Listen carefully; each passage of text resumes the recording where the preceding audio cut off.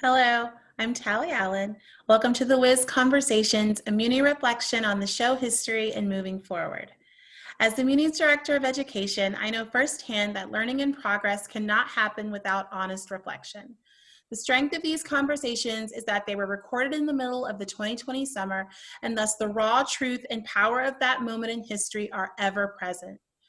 Rather than performing in the Muny's 2020 variety shows, 4 cast members from the Muny's 2018 production of The Wiz sought a more meaningful and appropriate way for their participation to support the momentum of social justice. In these conversations, they unpack the cultural power of The Wiz and its characters and explore their own individual journeys as people of color in the musical theater industry. I'm so grateful to Danyel, Jared, James, Darius, and Amber for collecting their voices and sharing their truths. We hope this piece will continue to serve as an educational tool and reference point, capturing the thoughts and emotions of all of us at that moment.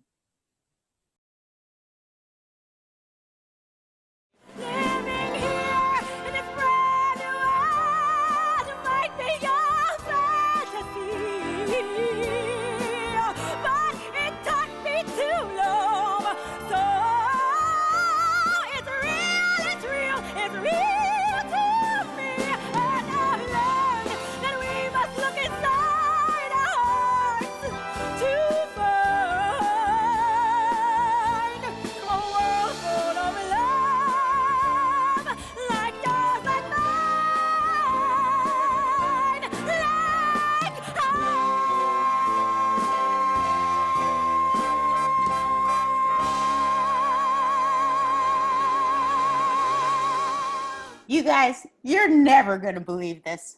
I found Danyel, my long lost bud. Hi, I miss you so bad. Danyel Fulton, she played Dorothy in The Wiz at the Muny.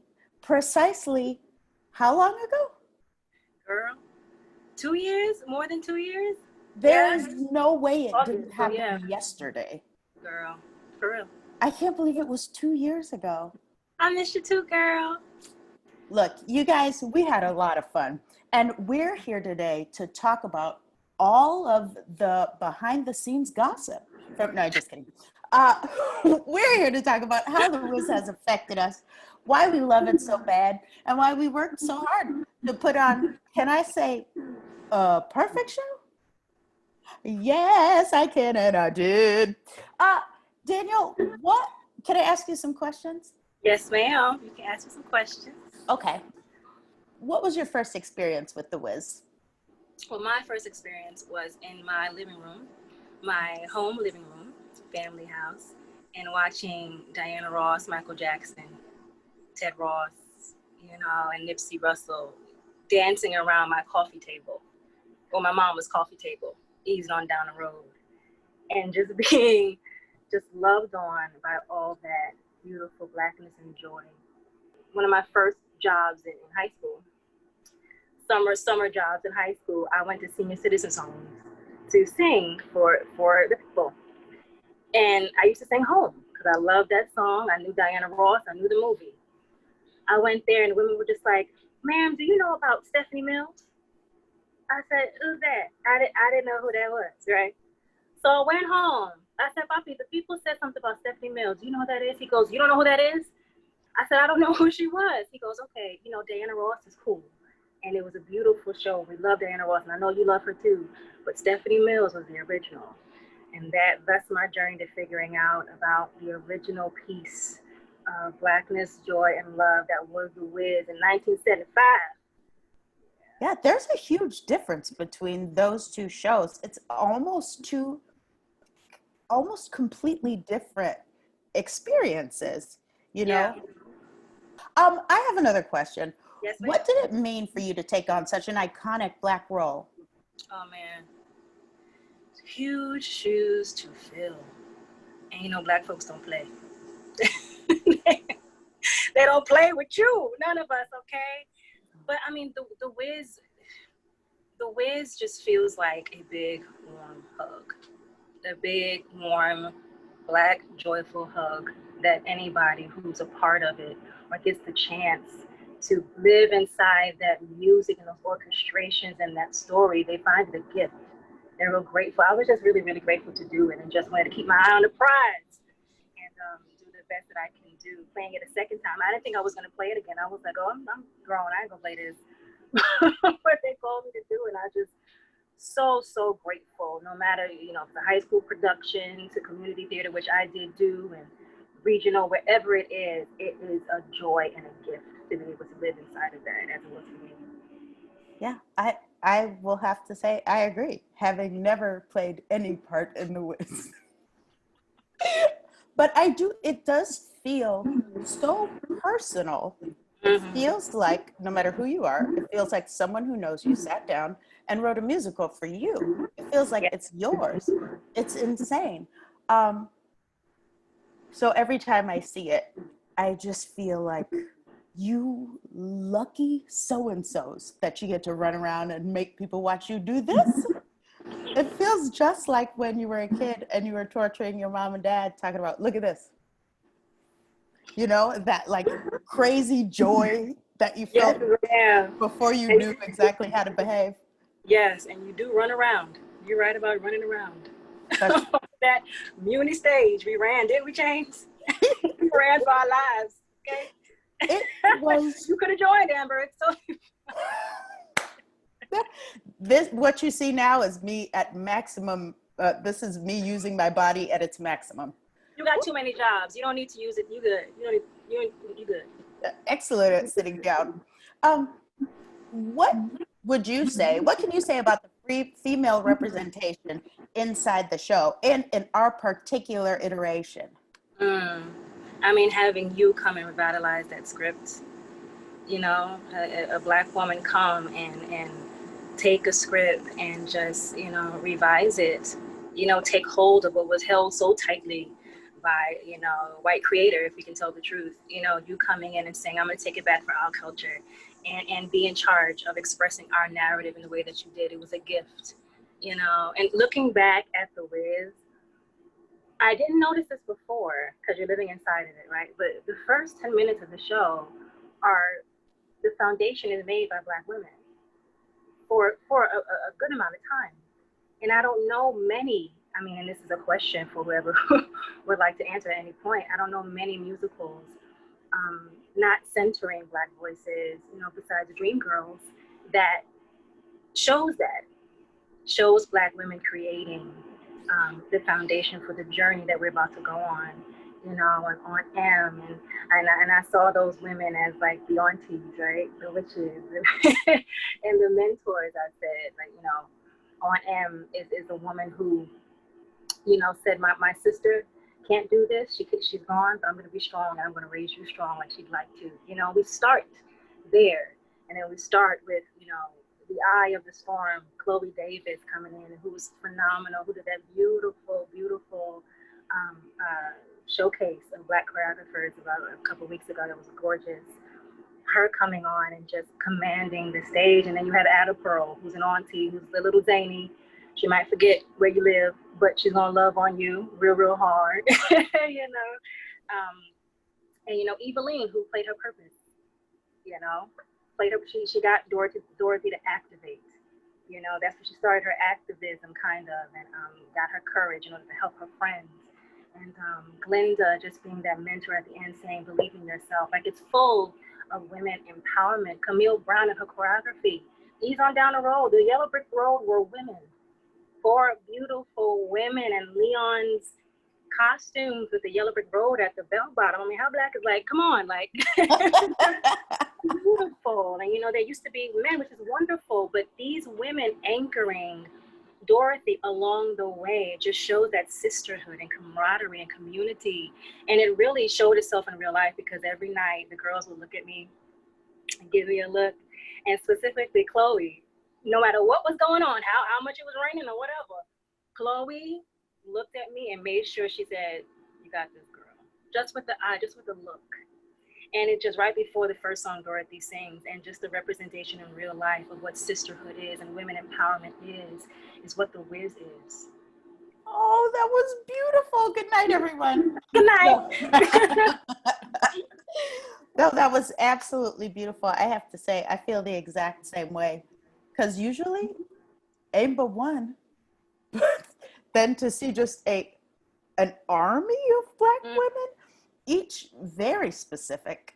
You know, Ada Pearl can't play Dorothy, can't play Glenda. You know what I mean? These are different people. Yeah. Which means you're seeing all these women as unique, which, buddy, is not frequent.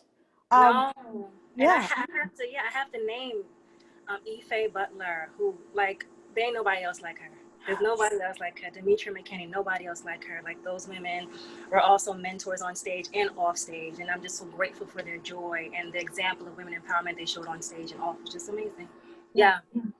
It was a really strong fleet of women. You guys, it was pretty cool. How does Dorothy's story directly correlate with the experience and existence of Black women in the world? Here we go.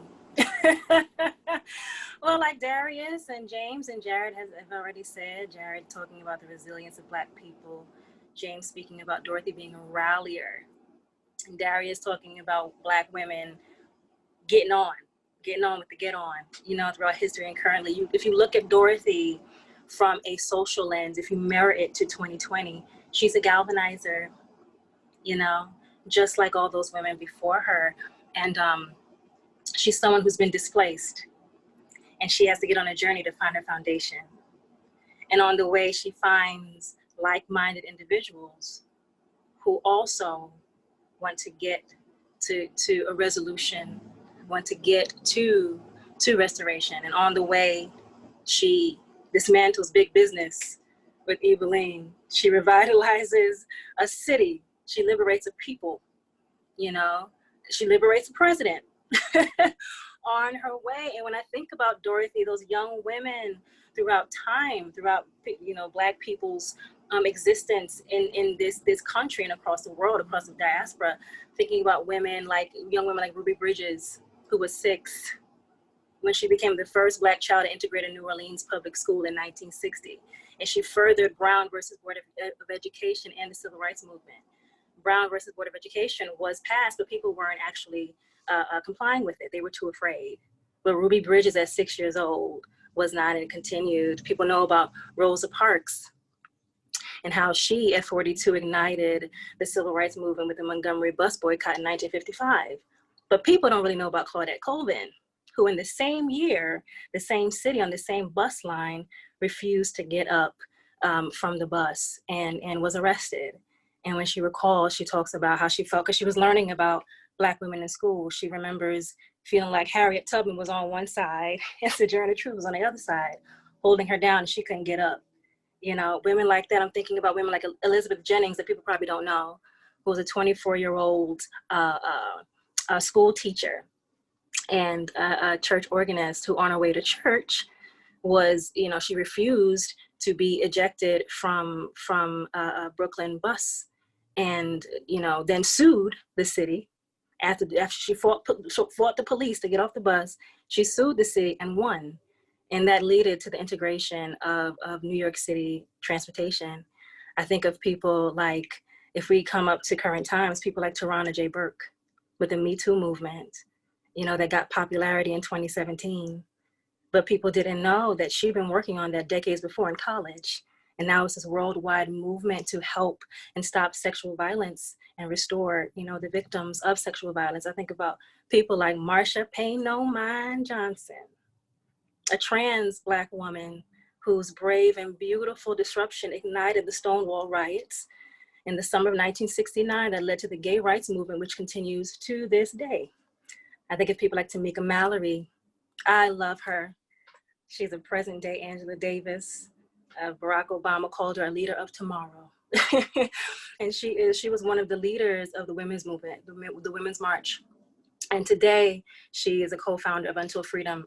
Whenever, unfortunately, there is injustice, you find Tamika Mallory on her way. And I think of, finally, 3 Black women, Patrisse Cullors, Alicia Garza, and Opal Tometi, who got together after Trayvon Martin in 2013 and said, Black Lives Matter. And we need to create a hashtag. There's this thing with the hashtag, and I feel like it'll make things popular. And they got together, and now you can see that hashtag across the world, written on streets across the world, one of the biggest movements against anti-Black racism of our time. And it's across the world, whether you feel like it's effective or not, drawing the Black Lives Matter murals across the world. It's across the world. You know, performative activism is a thing. We need tangible activism, but Black Lives Matter is around the world because of these Black women. And I just admire them. I think about Dorothy as a galvanizer, and having her brothers, the courage, the heart, the intelligence to get to a resolution, and how they were helped. And although it's a story of this beautiful journey of self-actualization and self-confidence and believing in oneself, if you just put a mirror to it, to 2020, you can see that Dorothy was the last to be helped. I hold that story of self-confidence so dear and so sacred.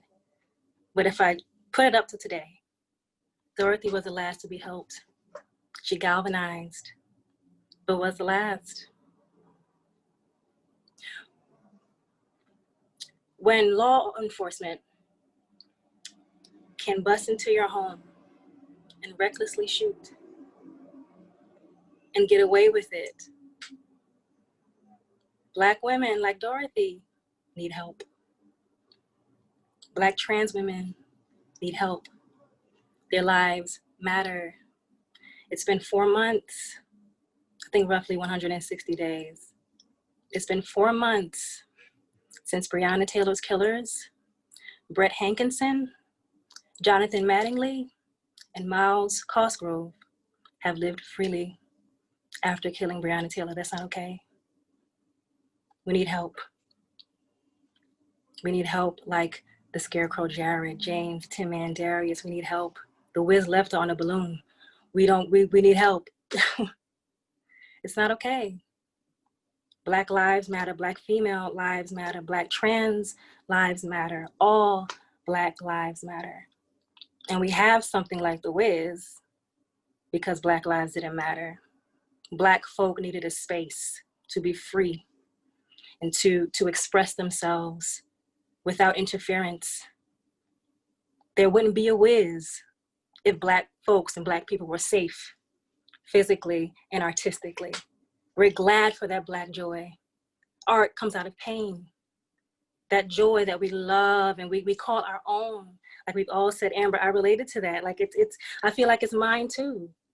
That came out of pain, you know, and I'm so glad that we're having this conversation because there's a difference between, in theater, between having that space because we want a space to be able to talk and live and be free. There's a difference between that and having to have that space because we have to, because we're unsafe. And now we're having the conversation of how do we do that and how does that look? So